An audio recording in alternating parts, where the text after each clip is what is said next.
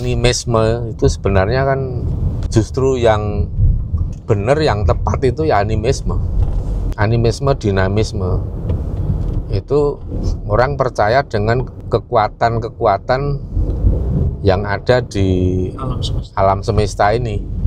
Jadi termasuk ke leluhur, ke yang lain, ke kekuatan-kekuatan alam yang ada itu semuanya bisa dimanfaatkan energinya. Dan itu tidak akan mengkhianati Tuhan, istilahnya gitu. Tidak akan menafikan eksistensi Tuhan. Kolaborasi gitu. Iya. Ya? Bahwa ada kehidupan dimensi hewan punya nyawa.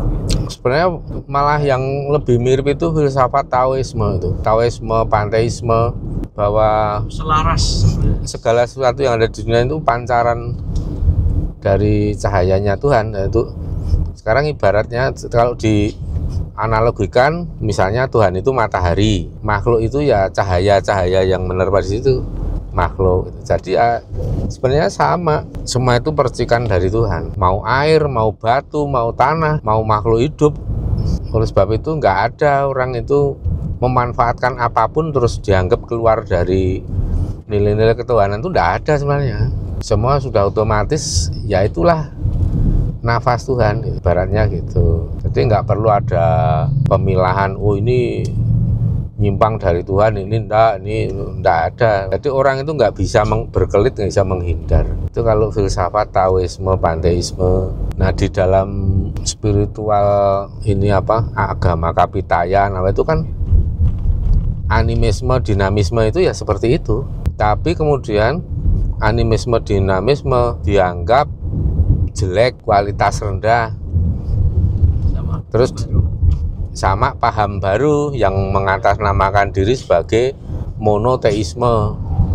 Akhirnya apa? Ya karena adanya monoteisme, akhirnya ada manipulasi tentang ketuhanan, tentang kebenaran. Kalau yang benar ini cuma ini, yang lain salah, itu kan manipulasi, itu klaim sepihak yang terjadi seperti sekarang ini. Nah, kalau diumpamakan agama Islam masuk ke Nusantara itu melalui dua metode. Melalui teorinya Lebah saat masih kecil ya, seperti teorinya Lebah. Saat sudah makin kuat menggunakan kekerasan, yaitu sama seperti sejarah saat didirikannya agama itu kan, waktu di Mekah kan juga toleransi tinggi, lakum dinukum waliyadin. Ya gimana kalau nggak kayak gitu, ya habis dibunuh sama suku-suku yang lain, karena kan perang sukunya kental. Setelah di Madinah kuat, baru kemudian memunculkan aturan Qisas, ya, Al-Qasas, ya kan. Itu kan keras banget, kalau ketemu orang kafir bunuh. Coba kayak gitu diberlakukan saat di Madinah, habis. Makanya Islam lahir itu ya identik nggak bisa dipisahkan dengan dinamika politik. Agama lahir dari rahim politik. Bukan, kalau dihukum itu kan ada yang namanya prinsip power of law, ya kan, kekuasaan yang bersumber dari hukum. Tapi kalau ini law of the power, gitu kan. Jadi hukum yang lahir oleh kekuasaan politik. Sama agama itu juga law of the power, religion by the power. Ya akhirnya agama itu kenyataannya selalu berpolitik, praktis. Ada konsep-konsep khilafah, konsep yang lain itu semua kan akhirnya ya agama terjebak dalam permainan politik. Nah ketika agama main politik, disitulah kehancuran dimulai. Itu makanya Islam itu sebenarnya menghancurkan diri sendiri. Islam itu nggak perlu secara tidak sadar. Iya, nggak perlu nggak perlu musuh dari luar, dari dalam dirinya sendiri. Iya, Islam itu nggak perlu musuh dari luar kok sebenarnya. Justru Islam akan kuat ketika dimusuhi banyak kelompok. Ya dalam teori sosiologi semuanya ini sih, bukan cuma Islam. Ketika kelompok memiliki musuh dari luar, maka terjadi integritas yang makin menguat di dalam kelompok itu. untuk menghadapi musuh bersama. Makanya tak segan-segan Islam sendiri sering menciptakan musuh dari luar, ya entah yang dianggap dajjal, orang kafir, orang penghina agama, dan itu dibutuhkan untuk memperkuat integritas. Tapi ketika orang cuek semuanya terhadap Islam, tidak ada yang lah karepmu lah mau ngomong ya luweh sakarepmu EGP. Nah, maka akan terjadi gontok-gontokan sengit dan terjadi fragmentasi. Fragmentasi ini melahirkan kelompok-kelompok yang beda paham, aliran, misalnya subuh pakai kunut apa enggak bisa jadi masalah ya gitu.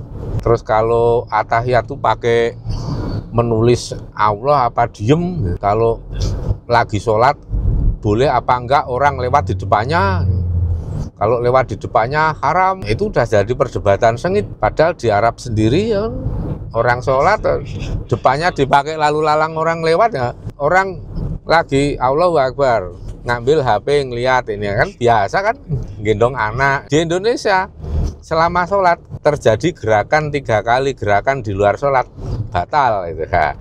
Santai malahan Arab sendiri sudah kehilangan diri yang saya lihat ya. Kalau saya lihat malah justru sebaliknya mas, sedang mencari jati diri. Iya. Arab itu sedang mencari jati diri, sedang kebingungan. Jadi makanya banyak orang ateis sebetulnya. Nah, itulah manusia yang mencari hakikat sejatinya urip ki piye. Karena gini, Raja Salman, pangeran sana juga, itu tahu betul agama itu sesungguhnya apa, itu tahu betul. Makanya berani kan merombak, merevisi hadis banyak yang nggak dipakai, yang udah nggak relevan. Terus bahkan ayat-ayat di dalam Quran pun walaupun tidak terang-terangan ditanggalkan enggak, tapi itu jangan dipakai untuk ajaran itu loh. Itu udah mulai banyak, ibaratnya udah dikasih tip X stabilo merah itu loh, jangan sampai dipakai ya, jangan jadikan pedoman. Itu ada, termasuk akhirnya sekarang kan membebaskan warga masyarakatnya untuk hidup lebih normal, nggak usah pakai apa namanya kalau perempuan harus didampingi siapa itu namanya, kalau muhrim itu loh, mau ke rumah sakit aja harus bawa muhrim. Nah itu loh yang akhirnya mengikat, membelenggu hak asasi, membelenggu manusia. Sebetulnya agama itu dibuat bukan untuk seperti itu. Iya. Nah sekarang dibebaskan, istilahnya dimerdekakan lah. Akhirnya wanita di sana bisa punya SIM, nyetir, bisa ke pantai, bisa ke rumah sakit, dan semua bisa jalan sendiri, bisa nonton konser Jilo yang cuma pakai bikini. Nah itu karena apa?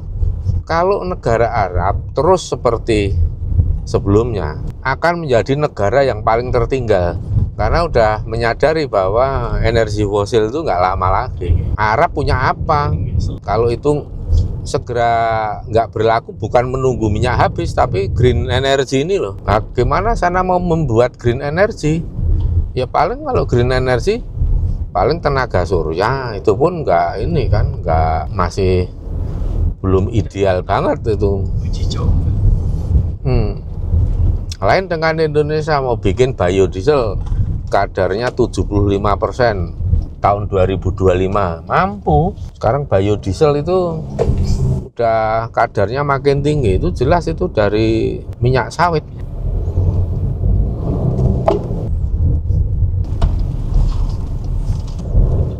Banyak sial. Ya cuma ini aja Mas, kadang sikap yang terlalu positive thinking itu bisa membuat lengah. Romo bisa ngerti. Bisa membuat terlena. Jadi positive thinking itu jangan tanpa diimbangi dengan kecermatan menganalisa. Tetap yang namanya analisa itu harus digunakan.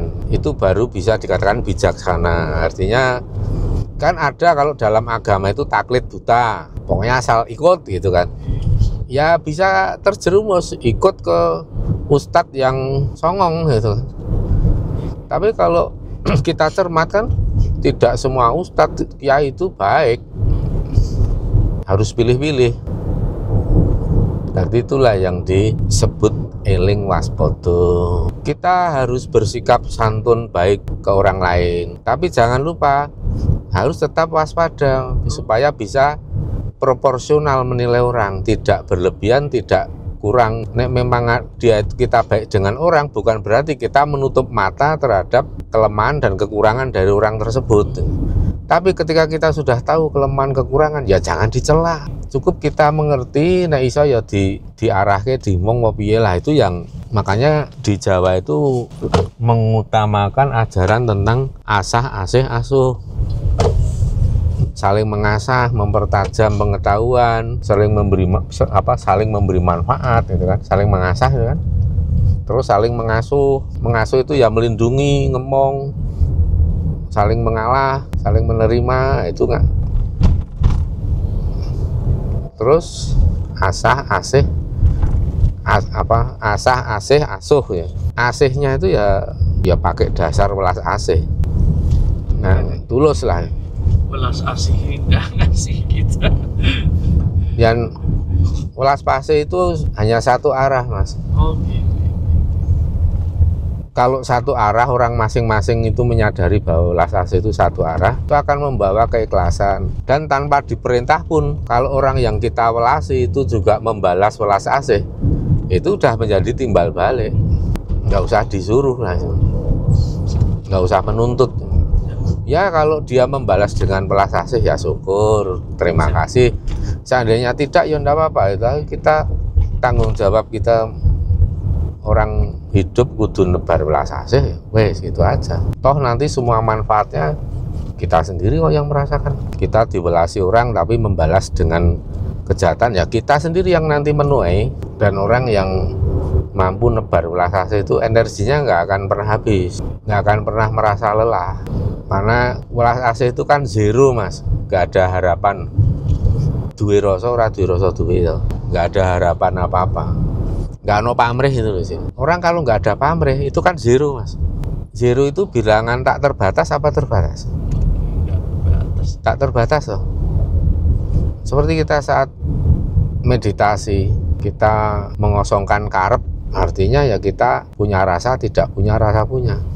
Duwe rasa, ora duwe rasa duwe. Nah, dari situlah energi besar mulai tumbuh, dan itu terus mengalir. Seperti kita ini seperti generator listrik, pembangkit listrik, pembangkit energi yang nggak akan habis, walaupun setiap saat disalurkan, diberikan, energinya nggak berkurang. Nah sekarang mau nggak menjadi manusia generator?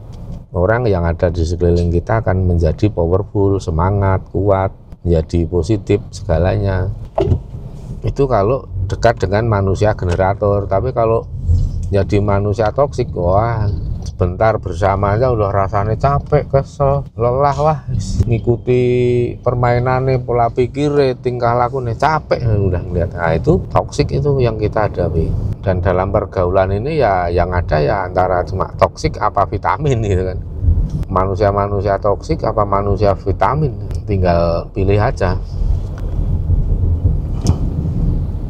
Kita boleh kenal dengan siapapun, baik dengan siapapun, boleh, memang itu idealnya begitu. Tapi untuk intensitas persahabatan, kerjasama, meraih kesuksesan, harus milih, Mas, selektif. Kalau merasa setelah dibaca itu rada berkurang gitu, sosialnya Mas teman-teman. Biasanya Mas Faris mau nggak nanti testimoni, cerita pengalaman aja tentang bacaan? Bacaan beton gitu. Kalau mau nanti cerita aja. Kalau memang ada sesuatu yang bermanfaat dari bacaan weton, cara mensyukurinya kan simpel. Bukan dengan bukan dengan kata-kata, tapi dengan cara sharing pengalaman. Itu kan nanti bisa berguna untuk sedulur-sedulur lain. Tidak mensyukuri hasil dari hasil memang hasil. Meskipun hasil bacaan saya merasakan betul. Ya, berdasarkan tersebut. nanti cerita aja misalnya. Sampai detik ini sedikit-dikitnya itu ya gampang dulu.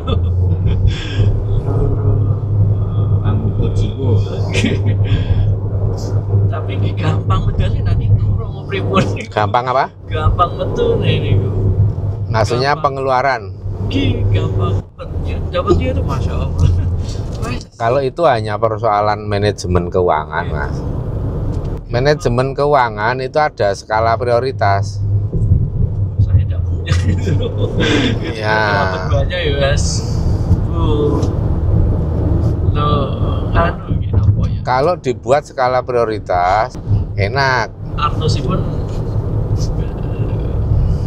lingkungan kami membentuk anu ya lingkungan di entah itu di komplek di White-nya sendiri membentuk ya, apa ya kalau tidak pakai pakaian yang begitu ada saya izin begitu gitu loh. Jadi apa yang harus kita pakai ya memang ada nilainya begitu loh Romo.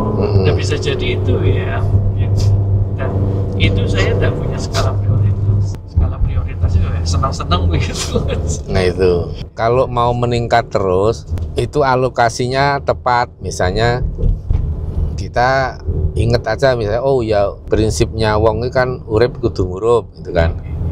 Artinya ya itu pasti Romo. hidup kita bermanfaat. Nah, tapi yang sering terjadi, kita itu memberi uang itu salah sasaran. Yang kita anggap ini dharmanya gede, pahalanya gede, ternyata nggak ada ini. Oh begitu. Sekarang gini. Begitu ya Romo. Sekarang gini kan. Saya itu tidak pernah, maaf ya Romo. Kalau misalkan dapat job gitu. Ya. Ya tak sisihkan 2,5% atau 5%. Pelit itu mah. Oh pelit. Mas, kalau orang Jawa 2,5% itu sangat pelit. Oh begitu. Sangat pelit. Pantes zamannya segitu-gitu terus. Ya, sangat pelit. Oh begitu. Ya itu kan angka itu kan keluar dari budaya Timur Tengah deh kan. Ya Timur Tengah tahu sendiri, pokil pelit kan gitu kan kalau orang sini bilang kan, pelit nih wong Arab pokil lah. Maaf ya ini bukan soal kesukuan tapi ini memang faktanya. Ini ya seperti itu. Coba aja bandingkan. Memang kenyataan. Kita hanya bicara fakta. Ya, mereka kenapa pelit? Ya mereka sudah punya pedoman untuk berdharma. Cukup 2,5%. Itu pun hanya untuk menanggalkan kewajiban. Nah, saya pun yang saya rasakan ketika menyisihkan 2,5% itu hanya menanggalkan kewajiban. Dan setelahnya itu saya kasih uang kasih apa aja. Tapi bukan mau bilang tepat sasaran dan tidak tepat sasaran. Nah, saya kaget itu. Oh begitu. Nah, makanya Romo kan pernah membuat video. Kenapa ya?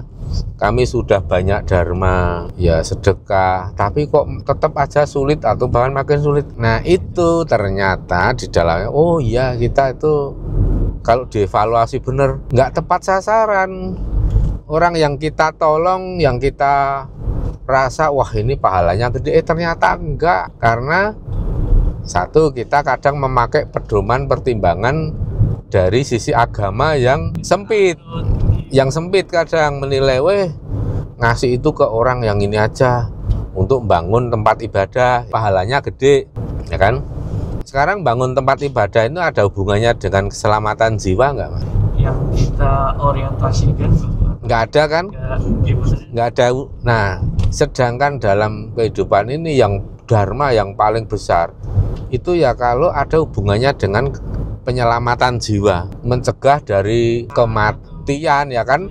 Kelaparan kan ujungnya kematian, terus orang sakit ujungnya kematian. Nah, kalau kita bisa nolong orang sakit, orang ya itu dharmanya ya paling gede, Mas, kalau hubungannya dengan keselamatan jiwa. Misalnya menjaga lingkungan agar tetap terjaga lestari.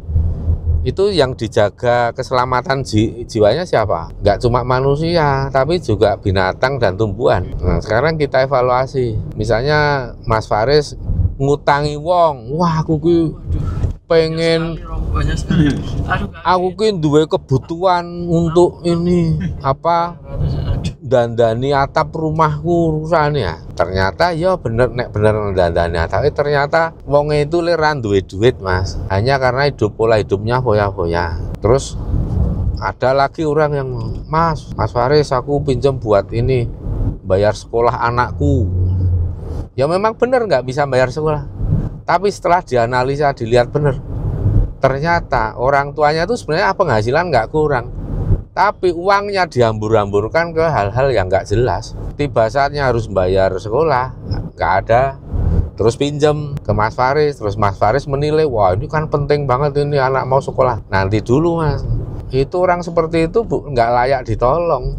Dia menderita karena dia kecerobohannya sendiri kan. Lain kalau kita nolong, misalnya orang ini bapaknya ini siang malam dia kerja, tapi penghasilannya kecil, sedikit, nggak cukup, hanya pas buat makan. Terus untuk bayar sekolah anaknya nggak mampu. Kalau Mas Faris dihadapkan kedua jenis orang seperti itu, pilih yang mana yang mau ditolong? Yang pertama apa yang kedua? Dua-duanya. Nah ini, kalau dua-duanya berarti Mas Faris tidak melihat faktornya. Yang pertama nggak punya duit karena uangnya dipakai foya-foya. Kalau yang kayak gitu nggak perlu lagi.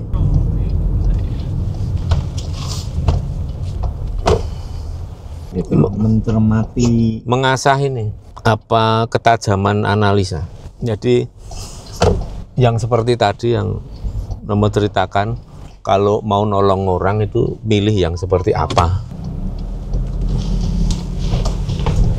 Kalau yang ditolong kedua-duanya juga menolong yang kasus pertama tadi ya nggak tepat, berapapun diberikan tapi efek dharmanya kecil Mas.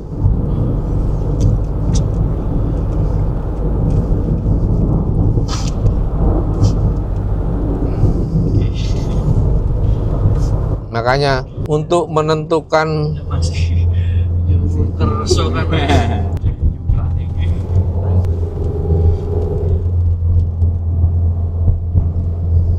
lain, misalnya nih, kita kasih sedekah ke juru kunci, penjaga makam leluhur agung. Kita beri sedekah ke juru kunci. Juru kunci itu keterima banget, karena kan hidupnya sederhana. Hidupnya tulus untuk mengabdi kepada leluhur. Sampai mereka itu ya ibaratnya makan seadanya. Tapi anak-anaknya, keluarganya kan nggak ada yang sengsara. Karena apa? Ketulusan mengabdi kepada leluhur. Yang membalas leluhur itu sendiri. Kalau kita ngupeni abdi dalam, ya berarti kita ikut diperhatikan leluhur yang diupeni abdi dalam itu. Nah, makanya ketika bancaan weton, kenapa kita serahkan kepada para abdi dalam supaya memanjangkan amal, supaya yang bancaan weton itu juga diperhatikan oleh para leluhur di mana abdi dalam itu mengabdi. Dan abdi dalam itu mengabdi ke leluhur besar kan, para raja-raja. Otomatis yang akan memperhatikan orang-orang yang sedekah melalui bancaan weton itu diperhatikan oleh para leluhur-leluhur besar. Leluhur besar itu nggak cuma besar pangkatnya ya Mas ya, besar dharmanya. Kayak misalnya raja sekali bikin keputusan, kebijaksanaan bisa memakmurkan ribuan jutaan orang. Nah itu kan berarti dharma borongan loh. Kalau kita dharma paling ketengan, satu orang, dua orang ya kan, ya kalah telak lah kita. Makanya kalau leluhur itu memberi doa restu ke kita-kita ini lebih powerful. Dan dharmanya leluhur itu kan nyata, berupa kemakmuran, perlindungan, keamanan, ya kan. Itu kan melindungi keselamatan jiwa, Mas. Jadi itu dharma yang tertinggi bisa dilakukan oleh para raja-raja leluhur besar. Jadi kenapa itu, wah bancaan kok bener-bener powerful. Karena selain yang nyetak seperti Om Dono itu gentur tirakat, prihatin, Mami yang wis Dharmane nggak pernah berhenti, juga ke leluhur-leluhur besar di mana-mana, tirakat terus. Itu membaca japa mantra, sama-sama mantra yang diucapkan, efeknya jauh lebih powerful dibanding orang yang nggak pernah tirakat. Sedang Romo mengajarkan boleh bacaan sendiri atau Ya kita fair kan Mas, nggak mau memanipulasi, memonopoli kita nggak mau. Tapi kalau memang ingin kita buatkan ya kita terbuka. Tapi bagi yang mau membuat sendiri monggo, udah kita siapkan tutorialnya, dan tutorialnya itu sama, nggak ada yang kita kurangi sembunyikan, nggak kayak sesiapa yang membuat itu menjadi penentu juga. Oh, penentu juga. Coba sekarang kita misalnya nih, saya yakin sendiri kalau buat sendiri ambil nih. Misalnya gini Mas, efek apa-apa. Misalnya Mas Faris nih minta tolong orang untuk buatin bacaan weton, tapi orang itu pendak dino ngrasani wong pelit, nggak mau dharma, ya doanya angel kon manjur. Ya toh? Apalagi kalau kita nih ya, Om Dono, Mami dipasrai untuk ini minta tolong buatkan bacaan weton, itu kan tanggung jawab moralnya itu kan berat Mas. Dan ada lagi orang yang makin berat keadaannya ketika kita bikin bacaan weton, efek di badan yang membuat ini kalah, capek capek di badan itu capek. Waktu baca iku nopo yang dirasakan? Ya dulu yang nggak kerasa kelihatannya, tapi semakin lama semakin ringkih gitu. Kalau pas ini pegel-pegel, kita bancai siapa misalnya, wah ini orangnya berat ini, langsung ke badan efeknya terasa. Bawa ke yang dituju, yang mau diserahkan ke misalnya ke Imogiri aja, badannya udah nggak enak. Yang sopirnya itu banget. Mau apa kuwi tuku aku nu Mam? Rambutan. Sik ono nganu kuwi lho. Rambutan.